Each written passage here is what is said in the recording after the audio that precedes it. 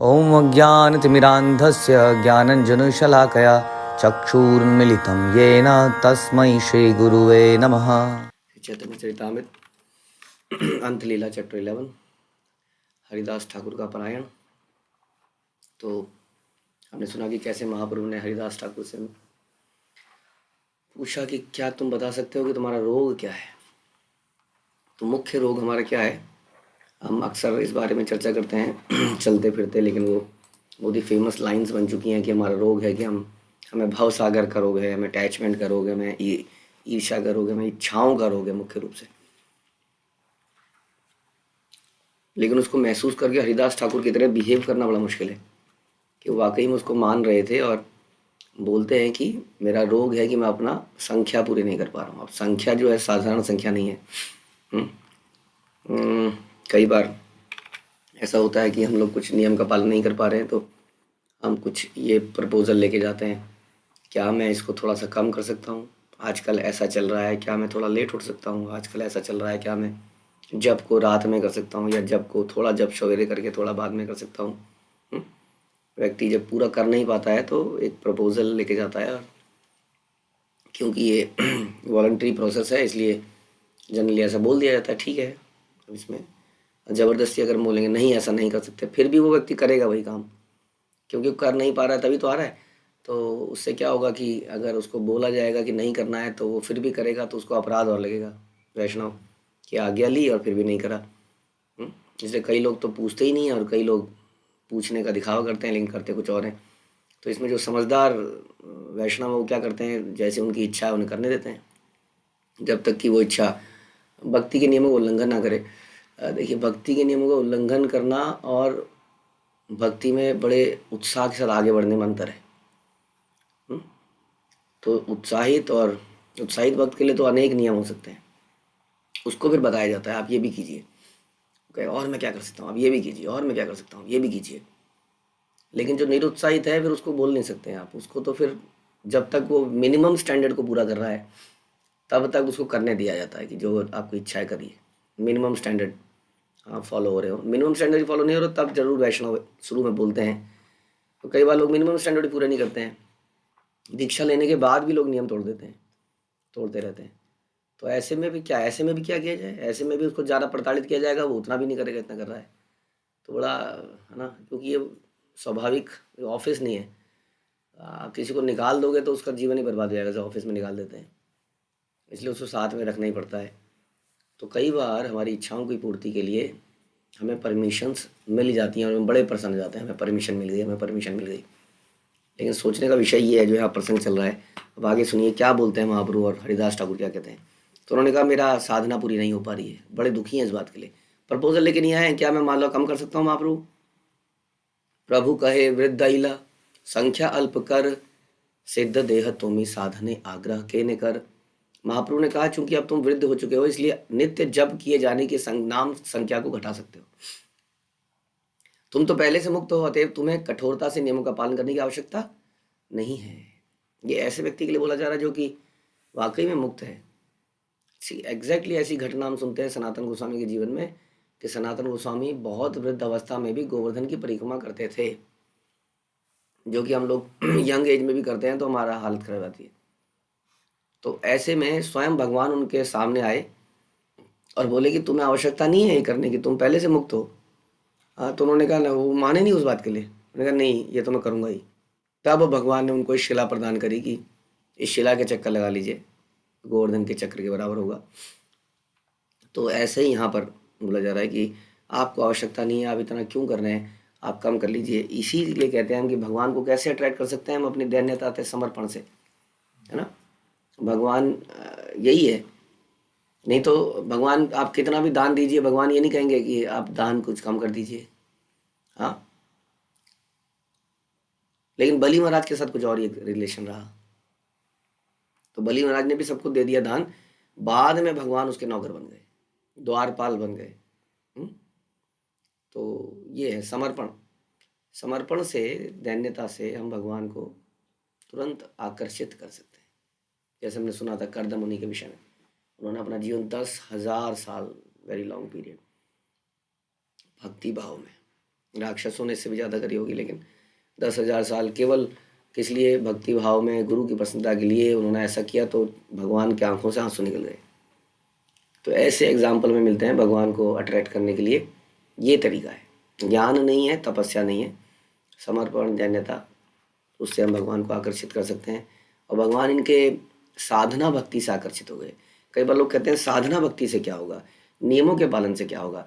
हमारे तो मेरो तो गिरधर गोपाल, दूसरा न कोई। मैं नाचूं, क्या है, ऐसी लागी लगन, मीरा हो गई मगन। तो मीरा बन जाते हैं लोग। मीरा की भावनाएं तो हम नहीं अपना पाएंगे, लेकिन मीरा बनने का प्रयास जरूर करते हैं। कोई भगवान को बहन बना लेता है, भाई बना लेता है, कोई कोई उसकी बुआ बना ले, राधा रानी को बुआ बना लेता है, कोई गोपी बन जाता है, कोई राखियाँ बांध देता है, कोई कुछ करता है, कोई कुछ करता है। लेकिन हम शास्त्रों में कुछ और एग्जाम्पल देखते हैं। लोग सोचते हैं कि साधना भक्ति से क्या हो सकता है, ये तो साधन है। यहाँ पे हम देख सकते हैं साधना भक्ति, दो एग्जाम्पल हमने दिखे। Sanatan Goswami he was doing exalted devotional practices। परिक्रमा बड़ा मुश्किल काम है। परिक्रमा में भाई बहन का रिलेशन नहीं है, बुआ का नहीं है, गोपियों का नहीं है, मुश्किल काम है। भाव भी नहीं आता, वो पहाड़ के चक्कर क्यों काट रहे हैं हम? पाथर पुजारी मिले, पहाड़ दिख रहा है, बस काटे जा रहे हैं, थक गए हैं, मुश्किल है। विग्रह के दर्शन तो होते नहीं है, विग्रह भी नहीं है। प्रसाद पाते पाते करेंगे तो हो ही नहीं पाएगी यात्रा, तो प्रसाद भी त्यागना पड़ जाता है काफ़ी हद तक, कष्ट भी है। वैसी साधना है, चैंटिंग है, मुंह सूख जाता है, जबड़ा ऐसा लगता है नीचे गिर पड़ेगा, उंगलियां फिरने से मना कर देती हैं। अगर हम 192 करें तो हमने 64 माला में भी ऐसा फीलिंग करी होगी, 100 माला में भी ऐसी फीलिंग आ जाती है। तो इट इज़ वेरी डिफ़िकल्ट। ऐसी साधना भक्ति से यहाँ भगवान आकर्षित हो चुके हैं और कह रहे हैं मत करो इतना, कोई आवश्यकता नहीं है। तो जब तक ईश्वर से के अनुराग प्रेम के पद तक ना पहुंचा जाए, तब तक विधि विधानों का पालन करना चाहिए। प्रभुपाद कह रहे हैं इस बात को। उन सब लोगों को ये सुनना चाहिए ध्यान से, जो सोचते हैं कि विधि विधानों का पालन अनिवार्य नहीं है, कि are they really Prabhupada Anuga, क्या हम सही में प्रभुपाद के फॉलोअर्स हैं या शास्त्रों के फॉलोअर्स हैं? ये तो चैतन्य चरितामृत की कहानी है। यहाँ बता रहे हैं कि जब तक राग ना पैदा हो जाए, राग, कोई कहे कि मेरे अंदर तो राग है, राग अगर है तो आप लोग भक्ति रसामृत सिंधु पढ़िए, जिन्होंने नहीं पढ़ी, और उसमें सुनिए, पढ़िए रागानुगा भक्ति किसको कहते हैं। उसमें भी यही बताया गया है कि जब नियमों का पालन करने के लिए राग पैदा हो जाए, क्योंकि ये नियम कौन से हैं? ये नियम भक्तिमय नियम ही तो हैं। भगवान के नामों का जप करना क्या है? भक्तिमय नियम। 4 नियम क्या है? भक्तिमय नियम, कि हम ये नहीं करेंगे, हम वो नहीं करेंगे, या वैष्णव संग करेंगे, कुसंग नहीं करेंगे, या जो भी है, जितने सारे हम नियम सुनते हैं, ये भक्ति में नियम है। तो भक्ति के नियमों के लिए राग पैदा हो जाना ही रागानुगा भक्ति है। इसमें कभी भी सहजिया भक्ति को प्रोत्साहित नहीं किया गया हमारी परंपरा में। तो जो व्यक्ति सहजिया भक्ति करता है वो हमारी परंपरा में नहीं है, और हमारी परंपरा में जो नहीं है उसके साथ रहना बड़ा खतरनाक है। इसलिए बता रहे हैं कि जब तक राग पैदा ना हो जाए तब तक विधि विधानों का पालन करना चाहिए। हरिदास ठाकुर इसके जीवंत प्रमाण थे, वे विधि विधानों का किस तरह पालन किया जाए। इसी तरह श्री रघुनाथ दास गोस्वामी भी जीवंत दृष्टांत थे। षड गोस्वामी अष्टकम में कहा गया, संख्या पूर्वक नाम गान न तभी कालावसानी कृतो। सारे गोस्वामी भी, विशेष रूप से रघुनाथ दास गोस्वामी, सारे विधि विधानों का कड़ाई से पालन करते थे। वो संख्या पूर्वक नाम जपते थे। केवल संख्या इंपॉर्टेंट नहीं है, क्या इंपॉर्टेंट है? Quality and quantity. Quantity and quality comes from quantity also. क्योंकि अगर कोई 16 ही माला करता है तो आप देखेंगे कि उसकी 4-5 माला अच्छी होंगी, और अधिक माला करेगा तो उसकी कैपेसिटी बढ़ेगी। जब बढ़ जाएगी तो, जैसे फॉर एग्जांपल जिन लोगों ने एक्सरसाइजेज करी हैं, जिम किया है, अगर आप 2 किलोमीटर चलते हैं तो 1 किलोमीटर तो आप अच्छे से चलेंगे और 1 किलोमीटर किस तरह घसीटेंगे। लेकिन अगर 5 किलोमीटर चलने लगेंगे तो 2 किलोमीटर बड़े आसानी से चलेंगे, बढ़िया चलेंगे। फिर अगले हो सकता है 2 खराब चल पाए। तो इसलिए कैपेसिटी बढ़ने से क्या होता है? क्वालिटी बढ़ती है। तो हमें क्या प्रयास करना चाहिए? पहले कि हमारा जब जो है मॉर्निंग में समाप्त हो, बिफोर क्लास मॉर्निंग में, अर्ली मॉर्निंग स्टार्ट हो जाए तो बहुत अच्छा है, ख़त्म हो जाए तो। जब तक हमारी चेतना थोड़ी सत्वगुण में रहती है तब तक, नहीं तो उसके बाद बहुत सारे काम दिमाग में आने लगते हैं, हाइपर एक्टिविटी दिमाग में चलने लगती है, फिर जप अच्छा नहीं होता उसके बाद। तो इसलिए प्रण बनाएं, कैसे क्वालिटी में जप में लाएं, क्वांटिटी को बढ़ाया जाए, निरंतर हरे कृष्ण जपा जाए, बहुत सारे नियम हैं। तो ये सारे षड गोस्वामी भी इन नियमों का पालन करते थे। तो पहला नियम यह है कि प्रभुपाद कह रहे हैं हरे कृष्ण मंत्र का उच्चारण इतने उच्च स्वर में किया जाए कि जब करता स्वयं सुन सके। यानी कि फुसफुसाना नहीं है, यहाँ पे फुस नहीं करना है। Clear pronunciation is very important. ये जो नाम जप है मन में नहीं करना है हमें, इसको पुकार के बोल के करना है, इसको हम सुन पाए। और निश्चित संख्या में माला का जप करना है, इसका व्रत लेना है। तो जैसे कि निश्चित हम कहते हैं कि कम से कम 16। प्रारंभ में जब हम 16 माला पे नहीं है तब भी हम नियम बनाए कि पहले कम से कम 4, कम से कम 5, कम से कम 6, इसको बढ़ाते चले जाए। और 16 के बाद मिनिमम 16 का नियम प्रभुपाद ने बनाया, लेकिन वो मिनिमम बनाया। जब भी मौका मिले, जहाँ भी मौका मिले, तुरंत हमारे गले में माला हो और हम चालू हो जाएं। इस प्रकार रघुनाथ दास गोस्वामी न केवल निश्चित माला का जप करते थे, अभी तो उन्होंने अनेक बार भगवान को नमस्कार करने का व्रत भी ले रखा था। ये भी व्रत था उनका एक, माना 1000 बार भगवान को दंडवत करेंगे ही करेंगे, इस प्रकार से। तो दंडवत करना, प्रणाम करना भी एक व्रत हो सकता है। हमारा व्रत हो सकता है कि वैष्णव को देखेंगे तो हम जरूर प्रणाम करेंगे। ऐसे कई सारे व्रत हम ले सकते हैं, भक्तिमय व्रत। तो ये विधि विधान जो है ये हमारे चंचल मन को बांध देते हैं। ये हमारे लेवल पे तो ये फायदा है इसका। राग नहीं है हमारे अंदर, लेकिन अपने को बांधने के लिए हम व्रत ले लेते हैं कि हम ये जरूर करेंगे, नहीं तो हम कर नहीं पाते हैं। ये हमारा बचपन से हमने अपने आप को देखा है, जब तक हम व्रत नहीं लेते हैं, प्रण नहीं लेते हैं, प्रॉमिस नहीं करते हैं, तब तक हम कामों के लिए अपने आप को कमिट नहीं कर पाते हैं। कमिटमेंट करना मन को बांध देना है, जो अदरवाइज बड़ा चंचल है, जो हमें कोई भी कार्य करने नहीं देता है। पोस्टपोन, ये अभी कर लेंगे, कल कर लेंगे, 5 मिनट में कर लेंगे। लेकिन प्रण होता है तो आदमी उसको बांध देता है, करना है क्योंकि मैंने प्रॉमिस कर रखा है। तो बड़ा अच्छा तरीका है भक्ति में प्रण लेना। लोक निस्तारित एई तोमार अवतार, नामेर महिमा लोके करीला प्रचार। और इस अवतार में तुम्हारी भूमिका सामान्य लोगों का उद्धार करने की है। तुमने इस जगत में पवित्र नाम की महिमा का पर्याप्त प्रचार किया है। इस अवतार में तुम्हारी भूमिका क्या है? सामान्य लोगों का उद्धार करने की। और यही चैतन्य महाप्रभु चाहते हैं इस युग में, क्योंकि इस युग में भक्ति समाप्त हो चुकी है और भगवान का उद्देश्य इस संसार को बनाने के लिए यही था कि जीवात्माओं को मुक्त किया जाए। लेकिन जीवात्माएं बहुत गहरे अंधकार में जा चुकी हैं, इसलिए चैतन्य महाप्रभु को स्वयं आना पड़ा। हाँ, अद्वैत आचार्य ने पुकारा कि ये समाज खाई में गिरता जा रहा है बहुत तेजी से। ये बात है आज से 535 साल पहले की। अब सोचिए अब कितना डेवलपमेंट, लास्ट 100 सालों में तो दुनिया बदल चुकी है, टोटली बदल गई है। 100-150 सालों में एक नई क्रांति आ गई है भाई। और उस 535 साल पहले तो बहुत, फिर भी बहुत ही डिफरेंट समाज था आज के मुकाबले। आज क्या हाल हो गया है। माया कहीं कहीं दिखती थी, अब जो है सबकी पॉकेट में है मोबाइल के रूप में। मुझे कोई बता रहा था कि पूरे वर्ल्ड में सबसे ज़्यादा पोर्नोग्राफी इंडिया में देखी जाती है। और बता रहा था कोई मुझे कि 80% ऑफ द डाटा इसी में यूज़ होता है इंडिया में। सोच सकते हैं आप कि कितना बड़ा अटैक है ये। एक तरह से बहुत बड़ा संग्राम चल रहा है इस वक्त। 80% ऑफ डाटा इसी काम के लिए यूज़ होता है। और आदमी जो कर रहा है ना, कई बार मैं उन ऐसे लोगों से बात भी करता हूँ तो वो खुद ही फ्रस्ट्रेटेड है। अब ऐसी स्थिति आ गई है, शराब पीने वाला फ्रस्ट्रेट हो जाता है कि छोड़ नहीं सकता है इसको ऐसी। और उसका दिमाग इतना करप्ट हो जाता है कि वो खुद ही उस दिमाग से परेशान होता है कि क्या करूँ, इस दिमाग में विचार ही ऐसे आते हैं। तो ऐसी स्थिति है आज। इसलिए चैतन्य महाप्रभु चाहते थे कि यारे देख तारे कहे कृष्ण उपदेश, हमारा आज्ञा गुरु है तारे ये देश, कि हर कोई यहाँ पर गुरु बन जाओ। गुरु की टेक्निकल डेफिनेशन में इतना जाने की जरूरत नहीं है, वो तो जो है वो है ही। लेकिन हर किसी को ये बोला गया है ना कि प्रचार करे, इस माध्यम से गुरु बने। इतना तो बन सकता है कि हर किसी को कृष्ण का नाम बोले, हर कोई व्यक्ति। इसलिए प्रभुपाद कहते हैं ब्राह्मण बनाने की आवश्यकता है सबको। सबको ही प्रचार करें जितनी उसकी जो कैपेसिटी है, बुला के, पुकार के, पुस्तक दे के, प्रसाद खिला के, किसी भी तरीके से। इतना तो हर कोई कर सकता है, क्योंकि यही अर्जेंसी है, ये नीड ऑफ द आवर है। इसलिए प्रभुपाद ने मंत्र बोला कि मुख्य मंत्र क्या है? प्रीचिंग इज असेंस, निचोड़ सार क्या है? प्रचार। लेकिन प्रचार करने के लिए आचार होना चाहिए, आम का नहीं, चरित्र का। चरित्र का आचार, मतलब आचार होना चाहिए, मतलब कि हमारे वी शुड शो, जो हम बोल रहे हैं क्या कहते हैं, वॉक द टॉक।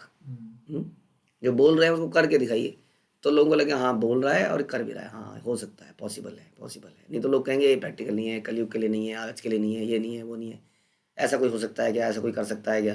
जब आप दिखा दोगे फिर क्या कहेगा, आप कहोगे देखो एक आदमी, दो आदमी, तीन आदमी। इसलिए हम लोग भक्तों के समाज में किसी को बुलाते हैं तो वो चकित हो जाता है, ये मैं कहाँ गया, तब उसको लगता है ऐसा हो सकता है। तो इसलिए क्या कीजिए, प्रचार कीजिए। हर कोई व्यक्ति के लिए बोला जा रहा है, तो हमारी भूमिका क्या है, सामान्य लोगों का उद्धार करना। तुमने इस जगत में पवित्र नाम की महिमा का पर्याप्त प्रचार किया है हे हरिदास ठाकुर, अब आराम कर लो थोड़ा। हाँ, लेकिन आराम नहीं करते हैं भक्त लोग। शिला प्रभुपाद को भी सुमति मुरारजी ने क्या बोला कि आप वृद्ध हो गए हैं, अब क्या इस उम्र में जाएंगे वहाँ पे, ठंड है, मलेच्छ हैं, समुद्री यात्रा है, आप नहीं जाएंगे, आप सच में मर जाएंगे। एग्जैक्ट लिटरली बोला कि आप मर ही जाएंगे। लेकिन उनकी जो दृढ़ निश्चय था वो कम नहीं था, वो हिले नहीं उनके ऑफिस से। मजबूरी में उसको अपने स्टीमर जो भी उनके थे उसमें, सिंधिया आई बिलीव, उसमें उन्होंने परमिशन दी, जाइए। तो जलदूत में प्रभुपाद गए। तो आराम नहीं करते हैं भक्त लोग इस ऐसी एज में। और आप अगर शक्ल देखें प्रभुपाद की और देखें तो पूरा बुढ़ापा था उनके ऊपर। ऐसा नहीं है कि वो एकदम यंग लगते थे, समस्याएं थी, हमने पढ़ते भी हैं कितने तो बीमारियां हुई उनको वहाँ पे जाके। मौसम ही ऐसा था कि सूट ही नहीं करता इंडियंस को, खास तौर पर जो हमेशा सूर्य के नीचे रहते हैं और वहाँ सूर्य दिखता ही नहीं है, बहुत डिफरेंट क्लाइमेट। तो हरिदास ठाकुर को भी कहा कि अब आप थोड़ा आराम कर सकते हैं। हरिदास ठाकुर नामाचार्य कहलाते थे क्योंकि उन्होंने हरिनाम कीर्तन की महिमा का प्रचार किया। तुम्हारा अवतार कहकर चैतन्य महाप्रभु पुष्टि करते हैं कि हरिदास ठाकुर अवतार हैं, साधारण जीव नहीं थे। किसका अवतार थे, ब्रह्मा जी। भक्ति सिद्धांत सरस्वती ठाकुर कहते हैं कि बड़े बड़े भक्त भगवान को उनके अभिष्ट कार्य में सहायता पहुंचाते हैं। हाँ, हम क्या करते हैं, हम ऐसे भक्तों की मदद करते हैं। इस प्रकार हम भी भगवान के अभिष्ट कार्यों में सहायता पहुंचाते हैं। भगवान का क्या कार्य है, जो हमने चर्चा करी कि इस कलयुग में जो समाज इतनी तेजी से गिर रहा है, तो सृष्टि के पर्पस डिफीट होता जा रहा है। जो सृष्टि का पर्पस था, जो हम सुन रहे हैं श्रीमद् भागवतम में, कैसे सृष्टि करी गई, ब्रह्मा जी ने ये इतने यत्न करे, 4 कुमार आए, नाराज हो गए, सृष्टि पैदा करनी थी, क्या कर रहे हो तुम। शिव जी आए, शिव जी ने गलत तरह का सृष्टि कर दी। कितने पापड़ बेलने पड़े सृष्टि को रचने के लिए, जस्ट बिकॉज कि जीवात्माएं यहाँ पर भगवान का पवित्र नाम लेकर मुक्त हो पाए। लेकिन वही पर्पस डिफीट हो जा रहा है कलयुग में। इसलिए अभीष्ट इस वक्त क्या है, व्हाट वो कृष्णा वांट्स, कि प्रचार किया जाए, सबको मुक्त किया जाए। तो ऐसे में हम इन महान भक्तों की मदद कर सकते हैं। भगवान स्वेच्छा से अवतरित होते हैं और उनकी इच्छा से दक्ष भक्त भी उनके अभिष्ट कार्य में सहायता करने हेतु अवतरित होते हैं। इस प्रकार हरिदास ठाकुर ब्रह्मा जी के अवतार हैं और अन्य भक्त भी जो भगवान के अभिष्ट कार्य को संपन्न करने में सहायता करते हैं, उसी तरह से अवतार होते हैं। ये हमारा पर्पस होना चाहिए भक्ति करने का। भक्ति करने का ये बिल्कुल भी पर्पस नहीं है मेरे जीवन में दुख नहीं आएंगे, अब ये मेरा घर सही हो जाएगा, अब यही चले जाएगा। We are here. तो सर्वेंट का मतलब होता है जो मालिक की प्रसन्नता के लिए कार्य करे। और यहाँ बता रहे हैं कि मालिक का क्या चाहते हैं हमारे स्वामी। तो उसके लिए हम सब सही मायने में सर्वेंट तभी कहलाएंगे। इसलिए कहते हैं अन्य अभिलाषिता शून्यम, और कोई अभिलाषिता नहीं है, केवल आपकी भक्ति कर पाए। अब भक्ति का मतलब ये नहीं होता केवल हम चैंट कर पाएँ। हम चैंट भी करें अगर, तो इस प्रकार करें कि उससे प्रचार हो। जैसे हरिदास ठाकुर, वो प्रचार भी, इसलिए चैतन्य चरितामृत में आता है कि बहुत लोग हैं जो प्रचार करते हैं, खूब प्रचार करते हैं, लेकिन उनका आचरण नहीं है। संसार में हम देख रहे हैं आजकल खास तौर पे ऐसे गुरु हैं, इनका आचरण तो नहीं है, प्रचार खूब कर रहे हो।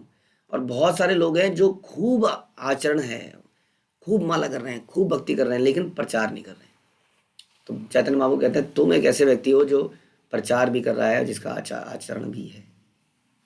तो ऐसा बनने का प्रयास हमें करना चाहिए। एवे अल्प संख्या करी कर संकीर्तन, हरिदास कहे सुन मोर सत्य निवेदन। महाप्रभु ने अंत में कहा इसलिए अब हरे कृष्ण महामंत्र की जप की संख्या कम कर दो। हरिदास ठाकुर क्या कहते हैं, आप कृपया मेरे वास्तविक निवेदन को सुने। सुने, अब भगवान कह रहे हैं कम करो, अब भगवान को मना भी कैसे करें, भगवान खुद ही कह रहे हैं कम कर दो।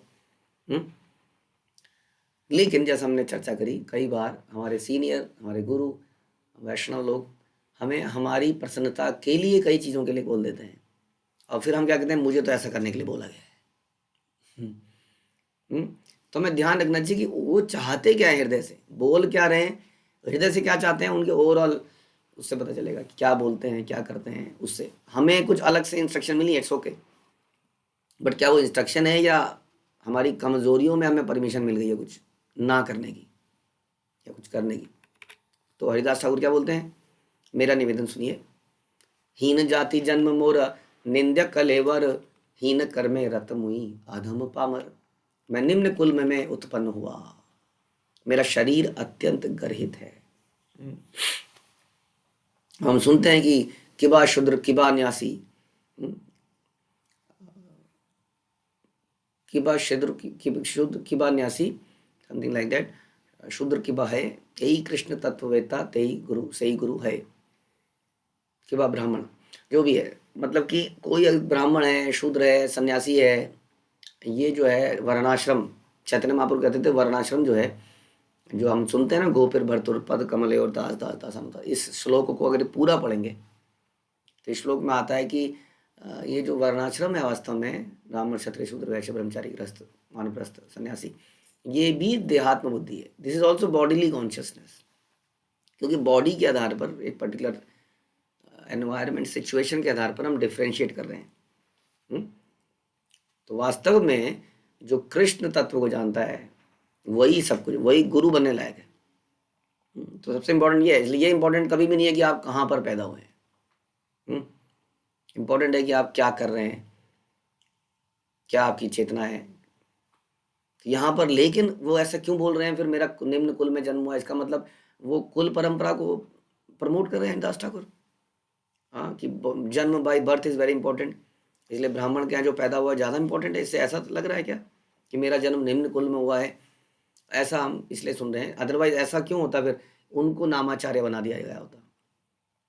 जिन्होंने मुस्लिमों के यहाँ काम किया उनको हमारी संप्रदाय का अग्रणी बना दिया, रूपानु को बना दिया, रूप गोस्वामी सनातन गोस्वामी, और नामाचार्य को हरिदास ठाकुर बना दिया, हरिदास ठाकुर को नामाचार्य बना दिया। ये सारे इसी प्रकार के एनवायरनमेंट में पले बढ़े, फिर इनको आचार्य बनाया गया, क्योंकि इनका जैसा भी हमने सुना, क्योंकि ये कृष्ण तत्व कृष्ण भक्ति में रत थे, इसलिए ये किसी भी कुल परंपरा इन सबसे ऊपर थे। लेकिन ये ऐसा बोलते इसलिए थे क्योंकि इनके अंदर बहुत ह्यूमिलिटी थी, और हमने सुना था कि अपने हम्बल व्यक्ति अपने को निम्न दिखाने का बहाना ढूंढता है अपने हृदय में, बोलने में नहीं कि मैं तो बड़ा फॉलन हूँ प्रभु जी, वो नहीं, अंदर से, अंदर सोचता है कि मैं फॉलन हूँ वास्तव में, क्योंकि मेरा पास्ट ऐसा रहा, मैं ऐसा रहा, मैं ऐसा रहा, मैंने ये किया, मैंने वो किया, मैंने ये किया। तो इस प्रकार व्यक्ति सोचता है। हरिदास ठाकुर भी ऐसे सोच रहे हैं कि मैं निम्न कुल में उत्पन्न हुआ हूँ, मेरा शरीर अत्यंत गर्हित है, मैं सदैव निम्न कार्यों में लगा रहा, इसलिए मैं सबसे नीच हूँ, गर्हित व्यक्ति। अदृश्य अस्पृश्य मोरे अंगीकार कैला, रौरव हई ते काड़ी मोरे वैकुंठ चढ़ाईला। मैं ना देखने योग्य हूँ, मैं अछूत हूँ, कोई मुझे देख लेगा तो वो कंटैमिनेट हो जाएगा, अशुद्ध हो जाएगा, किंतु आपने मुझे अपने सेवक के रूप में स्वीकार कर लिया। इसका अर्थ यह हुआ कि आपने मुझे नारकीय स्थिति से उद्धार किया और वैकुंठ के पद पर पहुंचाया। ये फिलॉसफी अगर हम समझ जाएं तो कभी मन में ये नहीं आया कि मेरे साथ क्या हुआ, मेरे साथ ऐसा क्यों हो रहा है, मुझे फेवर क्यों नहीं किया जा रहा है, मुझे क्यों नहीं पूछा जा रहा है, मैं और बस मैं।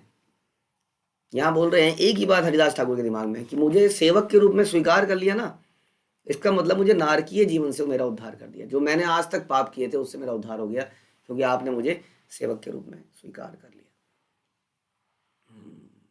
जो सही मायने में सेवक है वो ये नहीं बोलेगा कि जैसे ऑफिस में होता है कि आई एम डिससेटिस्फाइड सर्वे में, क्यों, क्योंकि कैफेटेरिया पिछले एक हफ्ते से बंद है, कैफेटेरिया में जो आपने वेंडर बदला है ना, इसका खाना अच्छा नहीं है।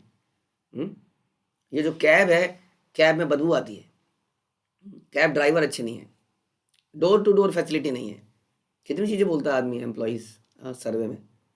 तो वास्तव में क्या वो सर्वेंट है? नहीं है, वो सर्वेंट है ही नहीं एक्चुअली में, वो देन और लेन का रिलेशनशिप है। तुम क्या दे रहे हो, मैं ये दूंगा, तो तुम क्या दे रहे हो ये बताओ पहले। तो सर्वेंट के अंदर ये भावना नहीं होती है। कि यहाँ पर ये कमी है, यहाँ पर ये की हम सुन रहे थे हलदर स्वामी महाराज का लेक्चर, उसमें कह रहे थे कि जो व्यक्ति कहता है ना यहाँ ये कमी है, ये कमी है, कि उसको संसार में कहीं पर शरण नहीं मिल पाएगी। दुर्वासा ऋषि की तरह वो भागते ही रह जाएंगे पूरे संसार में शरण के लिए, लेकिन शरण मिल नहीं पाएगी, क्योंकि वो जहाँ जाएगा उसको कमियाँ ही दिखेंगी हमेशा। यहाँ पर ये कमी है, यहाँ पर ये कमी है, फिर वो एकाकी भक्ति करने लगेगा, एकांत की हरिर भक्ति उत्पादेव कल्पते। कोई श्रवण कीर्तन किसी नियम को नहीं मानेगा, धीरे धीरे एकांत की कहीं जाएगा, कहीं राधा कुंड में वहीं भक्ति करेगा, या अपने घर के अंदर ही बैठा रहेगा, कहेगा मैं और मेरे भगवान बस, बाहर तो ये कमी है, ये कमी है, यहाँ ये है, यहाँ वो है, यहाँ ये है, यही सुना हमने लेक्चर में। तो ये वास्तव में शरणागति के लक्षण नहीं है, क्योंकि स्वामी भक्त जो होता है, हाँ, एम्प्लॉय नहीं है वो कम ऑफिस का, वो कंप्लेंट रजिस्टर नहीं खुलता है, यहाँ पे ये नहीं है, यहाँ पे एकमात्र हरिदास ठाकुर कह रहे हैं कि आपने मुझे अपना लिया ना सर्वेंट की तरह, बस इसका मतलब आपने मुझे नारकीय जीवन से उद्धार कर दिया, ये मेरे लिए इससे बड़ा कुछ हो ही नहीं सकता है, ये मुझे स्वीकारा गया। हम थोड़ा मटेरियल कैलकुलेशन करने लगते हैं, क्या किया, क्या स्वीकार कर लिया, तो इन्होंने, इनके तो मज़े आ गए। कई बार ऐसा विचार भी आता है लोगों के अंदर, ये खुद तो बड़े मज़े कर रहे हैं, ये तो बड़े सेटल्ड हैं, हम अनसेटल्ड हैं, हाँ इनका तो जीवन बन गया, व्हाट अबाउट मी। बहुत सारे ऐसे विचार आते हैं, इसलिए दिमाग में, इसलिए शरीर चेतना में मोरोसनेस आप देखेंगे कि भक्ति कर रहे हैं लेकिन उत्साह ही नहीं है, आनंद ही नहीं है, क्योंकि निरंतर कंपैरिजन चल रहा है, कंपैरिजन, क्रिटिसिज्म इत्यादि, कंप्लेंट, तो कंपैरिजन चल रहा है। इसलिए लोग कई बार कहते हैं कि प्रभुपाद का देखिए जी कैसे बड़ी कारों में घूम रहे हैं, कैसे कपड़े पहन रहे हैं, क्या बड़े घर में रह रहे हैं, उन्हें वो देख ही नहीं पाता है बलिदानों को, और जो भक्त है वो यही देख पाता है बस। तो ये नजरों का खेल है सारा। प्रेमांजुन चरिता भक्ति विलोचने न संतः सदैव हृदयेषु विलोकयन्ति। संत लोग क्या करते हैं, हमेशा अपने हृदय में उस श्याम सुंदर रूप को देख पाते हैं, उसको ग्लोरीफाई कर पाते हैं, क्योंकि उनकी आंखों में अंजन लगा हुआ है।